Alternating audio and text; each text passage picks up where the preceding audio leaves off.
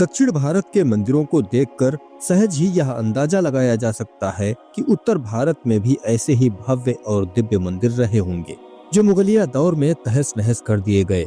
उनके निशान आज भी मौजूद हैं। हालांकि कुछ मंदिर ऐसे भी हैं जिन्हें मुगल आक्रांता छू भी न सके। क्या आप जानते हैं कि उत्तर भारत का सबसे प्राचीन मंदिर कौन सा है? क्या आप किसी ऐसे मंदिर के बारे में जानते हैं जो मुगल काल में पूरी तरह विलुप्त हो गया था और बाद में फिर से प्रकट हो गया? हम बात कर रहे हैं केदारनाथ मंदिर की। क्या आपको पता है कि केदारनाथ मंदिर एक तो नहीं बल्कि 400 सालों तक बर्फ में दबा रहा। इसके बावजूद ना तो यह कहीं से टूटा न ही खराब हुआ। सबसे कमाल की बात तो यह है कि केदारनाथ मंदिर को बनाने में सीमेंट या गारे का इस्तेमाल नहीं हुआ है, लेकिन फिर भी हजारों वर्षों से यह ज्यों का त्यों खड़ा है। यहाँ तक कि 2013 की बाढ़ में जब केदारनाथ मंदिर के आसपास सब कुछ तबाह हो गया था, तो मंदिर के पीछे आई भीमशिला ने मंदिर को बचा लिया। आखिर यह भीमशिला किसने रखी? क्या ये सब केवल एक संयोग था या किसी दैवी शक्ति का चमत्कार? क्या आप जानते हैं कि जब केदारनाथ मंदिर के कपाट 6 महीने के लिए बंद हो जाते हैं, तब मंदिर के अंदर का दीपक 6 महीने तक कैसे जलता रहता है? सवाल यह भी है कि हजारों साल पहले अगर विज्ञान इतना विकसित नहीं था, तो केदारनाथ मंदिर को बनाने वाले लोग इंटरलॉकिंग जैसी आधुनिक तकनीक को कैसे जानते थे? इन सभी रहस्यों को जानने के लिए बने रहिए हमारे साथ वीडियो के अंत तक, क्योंकि आज हम आपको केदारनाथ धाम के वो रहस्य बताने वाले हैं जो अभी तक अनसुने हैं। ये वो रहस्य हैं जिनका जवाब शायद आज भी विज्ञान के पास नहीं है। नमस्कार, स्वागत है आपका आपके अपने YouTube चैनल हिंदुत्व का शंखनाद पर, और मैं हूं आपका दोस्त विष्णु शरण। यदि आप भगवान शिव में आस्था रखते हैं तो कमेंट में हर हर महादेव जरूर लिखें। बाबा आपकी हर मनोकामना जल्द पूरी करेंगे। 16 जून 2013 की वह काली रात जब प्रकृति ने अपना विनाश का ऐसा विकराल तांडव दिखाया कि केदारनाथ के आसपास सब कुछ तबाह हो गया। लेकिन इसी विनाश के बीच एक ऐसा चमत्कार हुआ जिसने लोगों की आस्था को और भी गहरा कर दिया। उस रात मंदाकिनी नदी में बाढ़ का पानी उफनता हुआ आ रहा था। भारी बारिश और चौराबाड़ी ग्लेशियर के पिघलने से स्थिति और भी भयावह हो गई थी। जहां पहले पहाड़ों की सुंदरता थी, वहां अब विनाश का तांडव था। बड़ी बड़ी इमारतें, होटल, दुकान, घर, हर एक चीज को पानी और पत्थरों का मलबा अपनी चपेट में लेता जा रहा था। अनुमान के मुताबिक लगभग 6000 लोग मारे गए और लाखों लोग बेघर हो गए।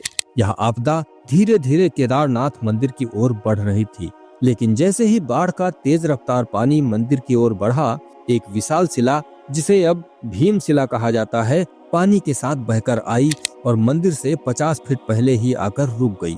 इस विशाल शिला ने पानी को 2 हिस्सों में बांट दिया और बाढ़ का पानी मंदिर के दोनों ओर से बह गया। उस समय हर किसी को ऐसा लगा मानो भगवान शिव ने मंदिर को तबाही से बचा लिया। यह केवल एक घटना नहीं थी, बल्कि यह भगवान शिव के प्रति भक्तों की आस्था का एक जीवंत प्रमाण बन गया। इस विशाल शिला को स्थानीय लोगों ने भीमशिला नाम दिया। महाभारत के महाबली भीम के नाम पर रखी गई यह शिला केदारनाथ धाम के चमत्कार का प्रतीक बन गई। इसलिए यहाँ आने वाले भक्त इसकी पूजा करते हैं और इसे मंदिर दर्शन का अभिन्न अंग मानते हैं। इस घटना से वैज्ञानिक भी हैरान रह गए कि आखिर कैसे यह विशाल पत्थर पहाड़ से नीचे आया और आखिर क्यों यह मंदिर के ठीक पीछे ही आकर रुका। ऐसी और शिलाएं पहाड़ से क्यों नहीं खिसकी? इन सवालों का जवाब वैज्ञानिकों के पास भी नहीं है। यह शिला 20 से 25 फीट लंबी और 10 से 15 फीट चौड़ी है। इसका वजन लगभग 1000 मीट्रिक टन का माना जाता है। अगर यह शिला मंदिर से टकराती तो मंदिर को पूरी तरह नष्ट कर देती। मंदिर में उस समय लगभग 300 लोगों ने शरण ली हुई थी और इस शिला की वजह से उनकी जान बच गई। अब हम आपको केदारनाथ मंदिर का वो रहस्य बताने वाले हैं जो आपको हैरान कर देगा। क्या आपको पता है कि केदारनाथ मंदिर लगभग 400 वर्षों तक पूरी तरह बर्फ में दबा रहा, यानी अदृश्य रहा, और फिर भी यह मंदिर सुरक्षित बचा रहा? लेकिन यह कैसे संभव हुआ?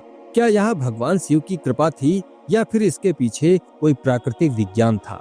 वैज्ञानिकों के अनुसार 13वीं से 17वीं शताब्दी तक जब भारत में मुगल आक्रांताओं द्वारा जगह जगह मंदिर तोड़े जा रहे थे, अपवित्र किए जा रहे थे, उस दौरान केदारनाथ मंदिर बर्फ की मोटी परत के नीचे दबा रहा। विज्ञान की भाषा में इसे छोटा हिमयुग कहा जाता है। उस समय हिमालय में ग्लेशियरों का विस्तार इतना बढ़ गया कि केदारनाथ धाम जैसे बड़े क्षेत्र पूरी तरह बर्फ में समा गए। लेकिन चौंकाने वाली बात यह है कि इतने वर्षों तक बर्फ में दबे रहने के बावजूद मंदिर की संरचना को किसी तरह से कोई नुकसान नहीं पहुंचा। देहरादून स्थित Wadia institute of Himalayan geology के वैज्ञानिकों ने इस रहस्य पर गहन रिसर्च की और पाया कि मंदिर की दीवारों और पत्थरों पर बर्फ के दबाव वाले निशान आज भी साफ साफ देखे जा सकते हैं। केदारनाथ मंदिर की मजबूत संरचना ने इसे 400 वर्षों तक बर्फ में दबे रहने के बावजूद सुरक्षित रखा। केदारनाथ मंदिर के निर्माण की तकनीक भी काफी हैरान करने वाली है। केदारनाथ मंदिर का निर्माण भारी पत्थरों से हुआ है, जिन्हें इंटरलॉकिंग तकनीक से आपस में जोड़ा गया है। इस तकनीक के कारण इन पत्थरों की जकड़ इतनी मजबूत है कि बर्फ का भारी दबाव भी इन पत्थरों को हिला नहीं पाया।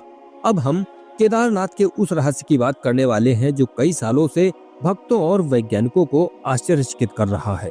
प्रत्येक वर्ष भैया दूज के बाद मंदिर के कपाट 6 महीने के लिए बंद कर दिए जाते हैं। इस दौरान मंदिर के अंदर का दीपक पूरे 6 महीने तक बिना बुझे लगातार जलता रहता है। भला ये कैसे संभव है? ये सवाल हर किसी के लिए पहेली बना हुआ है।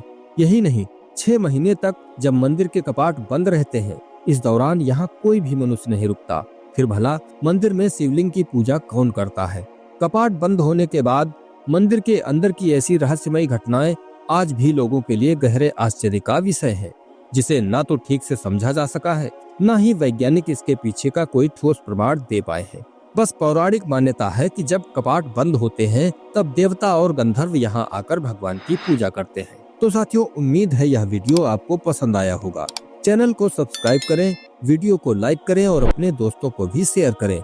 आपका इतना सा सहयोग हमें और भी अच्छे वीडियोज बनाने के लिए प्रेरित करेगा, इसलिए लाइक और कमेंट जरूर करें। मिलते हैं आपसे अगले वीडियो में, तब तक के लिए वंदे मातरम, जय श्री राम।